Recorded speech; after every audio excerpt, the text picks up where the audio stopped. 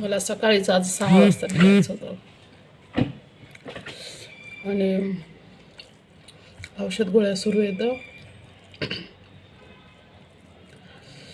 नारायण मग मेथीची भाजी तव्यात, कारण डॉक्टरने सांगितलं एच बी कमी झाले तर मग ते तव्यातली भाजी करून दे. एवढी नरम चपाती करून दिली खायला. नवऱ्याच्या हातचं खायला मिळणं म्हणजे काय म्हणतात ना, नशिबावर तर माझा हे नाही आहे, पण काय म्हणतात ना, तुम्हाला काय समजायचं तर समजा. पण असं नवऱ्याच्या हातचं सुद्धा खायला बायकायला भेटावं आहे का नाही. मला